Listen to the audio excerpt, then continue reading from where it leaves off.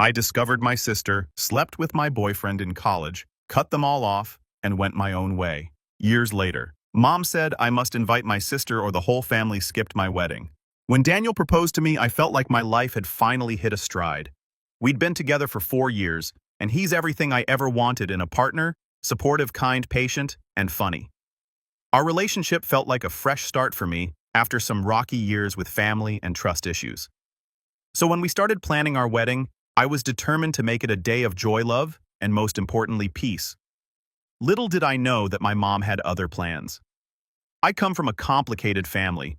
It's not dysfunctional in an obvious screaming match at Thanksgiving kind of way, but more in the we sweep everything under the rug way.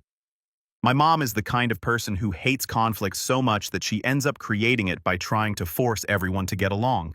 She'll guilt trip, cry, and manipulate all in the name of keeping the peace. And this whole situation started because of my older sister, Sarah. Sarah and I were close when we were younger, but everything changed during my junior year of college. I was dating this guy, Derek. He was my first real boyfriend, the kind of guy I thought I'd spend the rest of my life with. We dated for 3 years and were even talking about getting engaged after I graduated. I was young and naive, and I trusted him completely. That trust was shattered when I found out Sarah had been sleeping with him behind my back. For how long, I have no idea. But it wasn't just a one-time mistake. It was a full-blown affair. The worst part wasn't even the betrayal itself. It was Sarah's reaction when I confronted her. She didn't deny it. She didn't apologize. She just shrugged and said something like, "Well, if he cheated on you, maybe you weren't enough for him." I'll never forget those words. I cut her out of my life that day, and we haven't spoken since. Derek and I broke up, of course, but the damage Sarah did to my trust and self-esteem lasted much longer. My mom, on the other hand, saw it differently. She treated the whole thing like it was some petty sisterly spat, as if Sarah and I had just fought over a borrowed sweater or something. "Men make mistakes," she'd say. "Sisters shouldn't hold grudges." I tried to explain to her how deeply it hurt me, but she just brushed it off, saying I was overreacting and that family is forever. Over time, I realized she was never going to take my side, so I stopped talking about it. I focused on building my own life far away from Sarah. Fast forward to now. Daniel and I were in the middle of planning our wedding, and I was so excited to finally celebrate this milestone with the people who genuinely cared about us. We were keeping the guest list small, around 80 people, and I had no intention of inviting Sarah. She wasn't part of my life, and I wasn't about to let her ruin this special day for me. But as soon as my mom found out about the engagement, she started pushing. "Are you going to invite Sarah?" she asked, as if it was a given. When I said no, her reaction was immediate. She gasped, looked at me like I just told her I was canceling Christmas, and said, "You can't do that, she's your sister." I tried to calmly explain my reasons, but she wasn't having it. She started with the usual guilt-tripping, saying things like, "How do you think this will make the family look? And do you really want to create more drama by leaving her out?" The irony of that last statement wasn't lost on me. I told her I wasn't going to change my mind, but she didn't back down. Over the next few weeks, the calls and texts came non-stop. She even roped in a couple of aunts and cousins to try to convince me. They'd send me passive-aggressive messages like, "It would mean so much to Grandma to see the whole family together," or "You don't want to regret this later in life." The final straw was when Mom threatened not to come to the wedding if I didn't invite Sarah. She framed it as her not wanting to take sides, but it was clear she was trying to manipulate me. It hurt more than I expected. I love my mom, even though she drives me crazy sometimes, and the thought of her not being there broke my heart, but at the same time, I couldn't let her bully me into doing something that would ruin my day. Daniel was incredibly supportive through all of this. He told me it was my decision, and that if my mom couldn't respect my boundaries, that was on her, not me. I decided to take matters into my own hands. I told Mom I'd think about inviting Sarah just to get her off my back for a little while. But instead of sending Sarah an invitation, I sent her a letter. I laid everything out as clearly and honestly as I could. I told her how deeply her betrayal hurt me and how it had affected my ability to trust people. I explained that my wedding day was about celebrating love, trust, and happiness, and that having her there would only bring back painful memories. I also made it clear that this wasn't about holding a grudge. It was about protecting my peace. I told her I didn't hate her, but I also didn't feel close to her, and I didn't see the point in pretending otherwise for the sake of appearances. Sarah didn't take it well. She sent me a series of angry texts accusing me of being petty and immature. She said I was making the family choose sides and that I was letting an old mistake ruin our relationship. Mom, of course, took Sarah's side. She called me crying, saying Sarah was devastated and that I was tearing the family apart. She even said something like, "What kind of person excludes their own sister from their wedding?"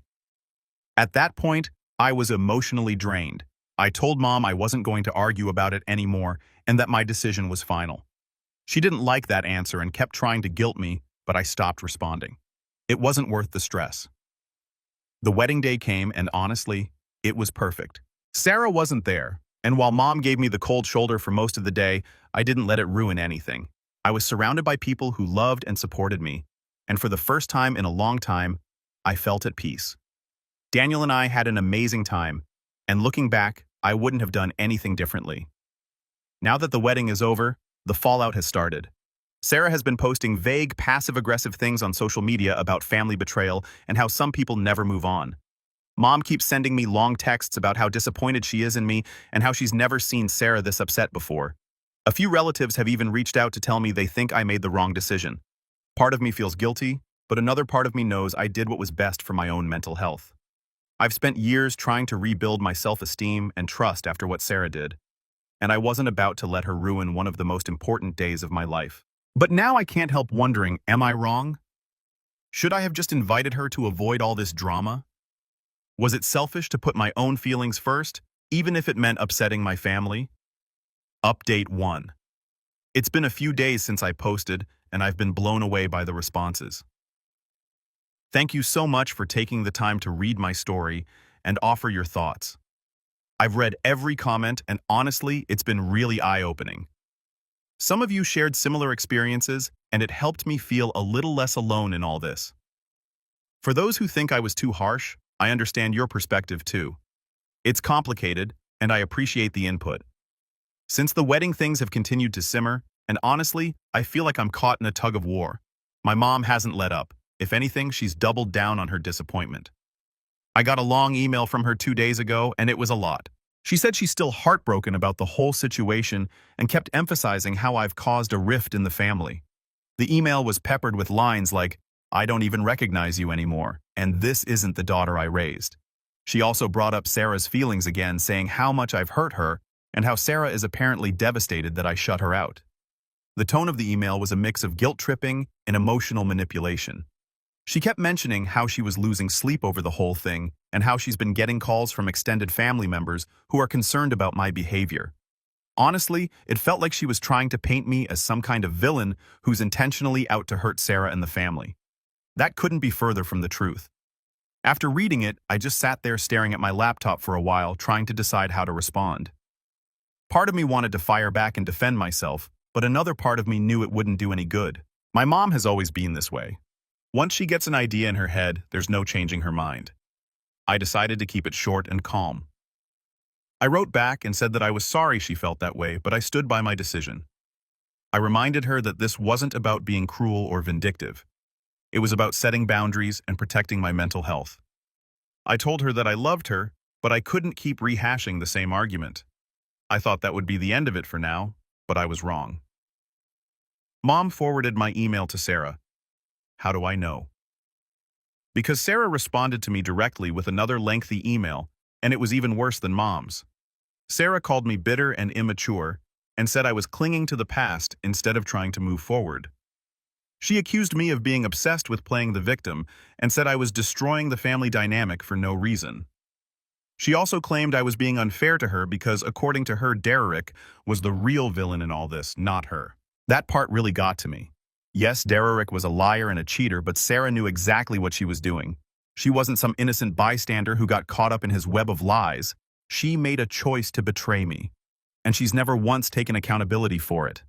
Even now, instead of apologizing or acknowledging the hurt she caused, she's trying to make me feel guilty for not letting her sweep it under the rug. I didn't respond to Sarah's email. I just couldn't. I've spent years trying to move on from what happened, and engaging with her now feels like reopening an old wound. But it's clear she's not letting this go anytime soon. Yesterday, she posted another cryptic message on Facebook about how people show their true colors when they think they've won. A few of our mutual relatives commented things like, "You're better off without toxic people," and "Some folks just can't handle a strong woman." It's obvious who they're referring to, and it's exhausting. Meanwhile, my mom has been playing both sides as usual. She's still talking to me, but our conversations are tense and uncomfortable. She keeps bringing up Sarah in little ways, like, "I had coffee with Sarah yesterday and she's really struggling," or "I just wish you could see how much this is hurting her." It's like she's trying to guilt me into reaching out, but I'm not taking the bait. I've been polite but firm, reminding her that I'm not ready to reconcile and that she needs to respect my boundaries. Whether she will or not remains to be seen. Daniel has been a rock through all of this. He's encouraged me to focus on our new life together and not let the drama overshadow our happiness. He even suggested we take a short trip to get away from everything for a while. And honestly, I think I'm going to take him up on that. A little distance from the family chaos might be exactly what I need right now. One of the hardest parts about this situation is the mixed reactions from extended family. Some people have reached out privately to support me, saying they understand why I made the decision I did and that I shouldn't feel guilty. Others have taken Sarah's side either directly or indirectly by sharing those passive-aggressive social media posts or making snide comments during family group chats. It feels like everyone has an opinion about something that really isn't their business. The most surprising part of all this is how little I actually miss Sarah. You'd think that after years of estrangement, a big event like a wedding would stir up some kind of longing to reconnect, but it hasn't. If anything, this whole ordeal has just confirmed that I made the right choice in cutting her out of my life. She's shown me time and time again that she's not willing to take responsibility for her actions or respect my feelings. And I'm done trying to force a relationship with someone who doesn't care about the damage they've caused. That said, I can't pretend this hasn't been emotionally draining. I'm tired of feeling like I have to justify my decisions to everyone around me. I'm tired of being painted as the bad guy just because I chose to prioritize my own happiness and well-being. And I'm tired of my mom treating Sarah's feelings like they matter more than mine. At this point, I'm not even sure how to move forward with her. I don't want to cut her off entirely, but if she keeps pushing, I might not have a choice. So here's where I'm at now. I'm standing firm in my decision, but the backlash has been harder to deal with than I expected. I'm trying to focus on the positive, my marriage, my supportive friends, and the life Daniel and I are building together, but the family drama is still a dark cloud hanging over everything. Update 2. It's been a whirlwind since my last update. I thought things might settle down after a few days, but instead, they've escalated in ways I didn't expect. Honestly, I feel like I'm in the middle of some soap opera I didn't sign up for. At this point, I'm just trying to hold on to my sanity while navigating the chaos. The first thing that happened was a surprise package from Sarah. I wasn't expecting it, so when I saw her name on the return label, my stomach dropped. For a second, I debated not even opening it, but curiosity got the better of me. Inside was a handwritten letter and a small photo album. The letter was long, several pages, and to my surprise, it wasn't angry. Instead, it was this strange mix of an apology and a justification. She started by saying she was sorry for how things had turned out between us and that she regretted how much pain she'd caused me. But then she pivoted to explaining her side of things, saying she was in a dark place at the time of the affair and didn't fully understand the consequences of her actions. She wrote about how she felt like she'd always been in my shadow growing up and how Derek had given her the attention she craved. It was almost like she was trying to make me feel sorry for her. The letter ended with her saying she hoped we could put the past behind us and start fresh. The photo album was even stranger. It was filled with pictures of us from when we were kids, holidays, birthdays, random moments. Some of them made me smile, but most of them just made me sad. It felt like Sarah was trying to remind me of the bond we used to have, but instead, it just highlighted how far apart we've grown. I don't know if it was an olive branch or another attempt at manipulation, but either way, it left me feeling conflicted. I showed the letter to Daniel, and he was cautious about the whole thing. He reminded me that while it's good to acknowledge Sarah's feelings, I don't owe her anything, especially if I'm not ready to reconcile. He suggested I take some time to process it before deciding whether to respond, which was solid advice. For now, the letter and the album are tucked away in a drawer. I'm not sure what to do with them yet. While I was still mulling over Sarah's package, things took another turn. My mom decided to escalate her campaign in the most dramatic way possible. She called a family intervention. I wish I were kidding. She sent out a group text to me, Sarah, and a handful of relatives saying she wanted us to all meet at her house to talk things out like adults. I didn't even know how to respond. The idea of sitting in a room with Sarah and a bunch of people who've already picked sides felt like walking into an ambush. When I told Mom I wouldn't be attending, she lost it. She called me immediately crying and begging me to reconsider. She kept saying things like, "We're a family and families don't turn their backs on each other." I tried to explain again that I wasn't ready to have that kind of conversation and that forcing it would only make things worse. But she wouldn't listen. She said she was doing this for my own good and that I needed to stop being so stubborn. In the end, I didn't go. I spent that afternoon with Daniel instead, trying to distract myself. But the fallout from skipping the intervention was brutal. Mom called me afterward to let me know in no uncertain terms how disappointed she was in me. She said everyone else showed up, even Sarah, and that my absence was proof that I was the one keeping the family divided. She accused me of being selfish and unwilling to move on, and she hung up on me before I could even respond. If that wasn't bad enough, I started getting messages from some of the relatives who attended. One of my cousins texted me saying, "You should have been there." It was really healing for Sarah. Another aunt sent me a long message about how I was being stubborn and cruel for refusing to give Sarah a chance to apologize in person. Apparently, Sarah cried during the meeting and talked about how much she missed me and wanted to make things right. Some of the family is now acting like she's the victim and I'm the heartless one for not letting her back into my life. I can't even describe how frustrating this all is. It's like no one cares about how I feel or what I've been through. They're so focused on this picture-perfect idea of family unity that they're willing to sweep everything under the rug no matter how deep the betrayal. I've been labeled the villain for simply standing up for myself, and it's exhausting. At this point, I feel like I'm losing my relationship with my mom entirely. She's gone from being disappointed to outright cold. She barely talks to me anymore. And when she does, it's clipped and passive-aggressive. She even skipped a lunch date we had planned last week, claiming she wasn't feeling well, but I know it was because she's upset with me. It hurts, but I'm trying to remind myself that her behavior is a reflection of her own issues, not mine. The one silver lining in all of this has been the support from a few close friends and, of course, Daniel. One of my best friends came over the other night with wine and snacks, and we spent hours just talking. She reminded me that I'm not crazy or unreasonable for setting boundaries and that it's okay to prioritize my mental health. It was exactly what I needed to hear. Still, I can't shake the guilt entirely. Part of me wonders if I'm being too rigid or if I should at least try to mend things for my mom's sake.